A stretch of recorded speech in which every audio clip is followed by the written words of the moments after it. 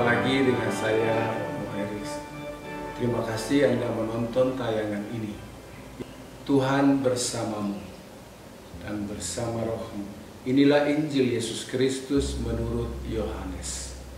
Dimuliakanlah Tuhan.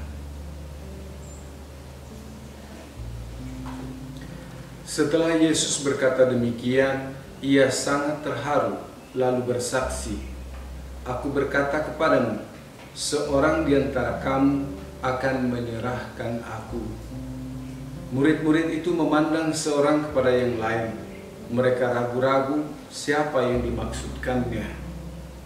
Seorang di antara murid Yesus, yaitu murid yang dikasihinya, bersandar dekat kepadanya di sebelah kanannya.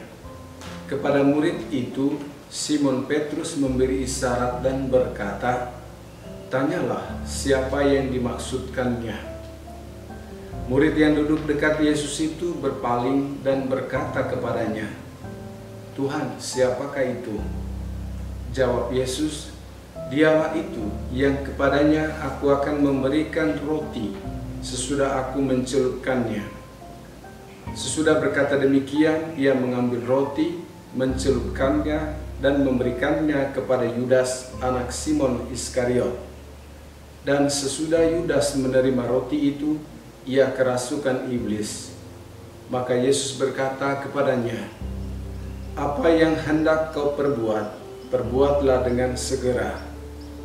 Tetapi tidak ada seorang pun dari antara mereka yang duduk makan itu mengerti apa maksud Yesus mengatakan itu kepada Yudas. Karena Yudas memegang kas, ada yang menyangka bahwa Yesus menyuruh dia membeli apa-apa yang perlu untuk perayaan itu, atau memberi apa-apa kepada orang miskin. Yudas menerima roti itu lalu segera pergi. Pada waktu itu hari sudah malam. Sesudah Yudas pergi, berkatalah Yesus, "Sekarang Anak Manusia dipermuliakan dan Allah dipermuliakan di dalam Dia. Jikalau Allah dipermuliakan di dalam Dia, Allah akan mempermuliakan dia juga di dalam dirinya dan akan mempermuliakan dia dengan segera. Hai anak-anakku, hanya seketika saja lagi aku ada bersama kamu.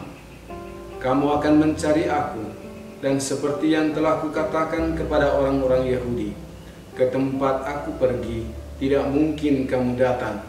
Demikian pula aku mengatakannya sekarang juga kepada kamu." Simon Petrus berkata kepada Yesus, "Tuhan, kemanakah engkau akan pergi?" Jawab Yesus, "Ke tempat aku pergi, engkau tidak dapat mengikuti aku sekarang, tetapi kelak engkau akan mengikuti aku." Kata Petrus kepadanya, "Tuhan, mengapa aku tidak dapat mengikuti engkau sekarang? Aku akan memberikan nyawaku bagimu." Jawab Yesus, "Nyawamu akan kau berikan bagiku? Sesungguhnya aku berkata kepadamu, sebelum ayam berkokok, engkau telah menyangkal aku 3 kali." Demikianlah sabda Tuhan. Terpujilah Kristus. Para saudara terkasih, ada 3 hal penting yang dapat kita ambil dari Injil hari ini, atau Injil yang baru saja kita dengar. Pertama, peringatan Yesus kepada Yudas Iskariot. Orang-orang Farisi dan ahli-ahli Taurat sudah lama ingin menangkap dan menjerat Yesus agar tidak menyebarkan ajaran baru dan merusak tatanan agama dan kehidupan masyarakat Yahudi. Yudas Iskariot terlibat dan memainkan peran penting dalam upaya mewujudkan kaum Farisi dan ahli Taurat itu. Namun Yesus mengetahui semua rencana itu, dan dia tidak membiarkan Yudas mengendalikan peristiwa itu. Tuhan tahu segala niat jahat yang ada dalam hati Yudas dan kelompok-kelompok penentang Yesus. Kejahatan mereka dibongkar oleh Yesus dalam peristiwa perjamuan Paskah. Bisa dilihat Yohanes bab 13 ayat 2. Pada saat itu Yesus memberitahu bahwa Yudas Iskariot akan mengkhianati dan menyerahkan dirinya untuk dihukum mati. Yudas bahkan diberi roti oleh Yesus, namun iman Yudas lemah dan tidak memiliki kepercayaan kepada roti hidup itu, sehingga iblis menggerogoti jiwanya dan memisahkan dia dari ke-11 murid lainnya. Dia pergi untuk terus merealisasikan rencana jahatnya terhadap sang guru. Tentu saja Yesus dapat mencegah tindakan Yudas itu, namun pada saat yang sama Yesus sadar bahwa sekarang anak manusia dipermuliakan dan Allah dipermuliakan di dalam dia. Yesus sadar bahwa inilah waktunya ia melaksanakan seluruh kehendak Bapanya. Yang kedua, perintah mengasihi. Kepergian Yudas dari kelompok murid-murid memberi bobot tinggi terhadap perintah Yesus agar para murid saling mengasihi di antara mereka seperti Yesus telah mengasihi mereka. Persoalan utama Yudas adalah ketiadaan dua hal yang fundamental dari dirinya, yakni kepercayaan dan kasih kepada sang guru.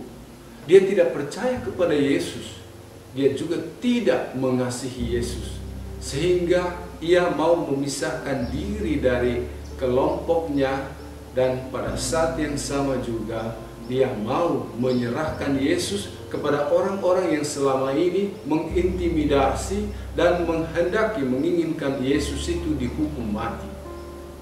Para saudara terkasih, ketidakpercayaan kepada seseorang melahirkan pemberontakan, dan ketiadaan kasih mengakibatkan kematian. Oleh karena itu, Yudas memberontak dan mengkhianati gurunya.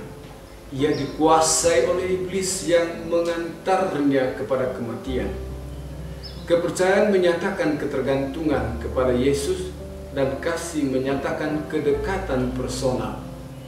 Yudas tidak bergantung kepada sang guru dan tidak pula ingin selalu dekat dengan dia. Dua hal itu mendorongnya untuk bersekongkol dengan kejahatan. Para saudara terkasih, bagian ketiga adalah peringatan Yesus kepada Petrus. Petrus akan menyangkal sang guru sebanyak 3 kali. Bahkan peristiwa itu terjadi sebelum ayam berkokok. Menariknya, peringatan itu muncul ketika Petrus menanyakan kepergian Yesus. Tuhan, kemanakah engkau pergi? Jawab Yesus, ke tempat aku pergi, engkau tidak dapat mengikuti aku sekarang, tetapi kelak engkau akan mengikuti aku. Pergi kemana? Tentu dalam konteks ini, pergi kepada salib. Dan pada saat yang sama, tidak mungkin Petrus dapat mengikutinya. Lalu kata Petrus, Tuhan, mengapa aku tidak dapat mengikuti engkau sekarang? Aku akan memberikan nyawaku kepadamu. Jawab Yesus, nyawamu akan kau berikan bagiku. Sesungguhnya aku berkata kepadamu, sebelum ayam berkokok, engkau telah menyangkal aku 3 kali. Jika demikian, apa yang membedakan antara Petrus dan Yudas Iskariot jika keduanya ternyata sama-sama menyangkal sang guru?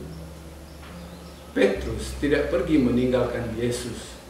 Dia tetap menegaskan dirinya untuk tetap percaya kepada sang guru. Bahkan Petrus berani berkata, "Aku akan memberikan nyawaku bagimu." Perkataan itu adalah sebuah komitmen, sebuah keputusan tegas bahwa ia percaya dan mengasihi gurunya, entah bagaimana ke depannya. Tentu saja sang gurulah yang akan menjaga Petrus, sebab dia telah mengambil keputusan untuk tetap bersama Yesus, bersama Tuhan. Sebaliknya, Yudas tidak memiliki komitmen itu. Yudas malah pergi meninggalkan sang guru, bahkan sekalipun ia telah diberi roti hidup. Para saudari dan saudaraku terkasih, mungkin saja kita sama seperti Yudas Iskariot menyangkal Tuhan dengan cara hidup yang bertentangan dengan hukum kasih. Kita boleh jadi berlaku tidak adil, berkhianat terhadap keluarga, dan abai terhadap orang-orang yang membutuhkan pertolongan kita. kita juga mungkin bersekongkol dengan iblis untuk merusak orang lain. Mari kita kembali kepada Tuhan, sekali lagi berkomitmen untuk menolak kejahatan dan merangkul kasih. Kita diundang memberikan diri untuk kebaikan orang lain. Bersama Petrus dalam seluruh keterbatasan kita tetap berkata, Tuhan, aku akan memberikan nyawaku bagimu.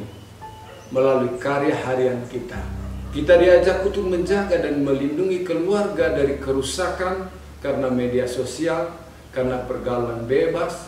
Kita tetap mendidik anak-anak agar mengenal Tuhan dan menolong mereka menjadi anggota gereja dan masyarakat yang baik. Seluruh peristiwa hidup Yesus dan salibnya akan memurnikan semua niat baik kita dan akan mengantar kita kepada keselamatan, baik sekarang maupun di masa yang akan datang. Para saudara terkasih, selamat menyongsong Paskah. Tuhan memberkati.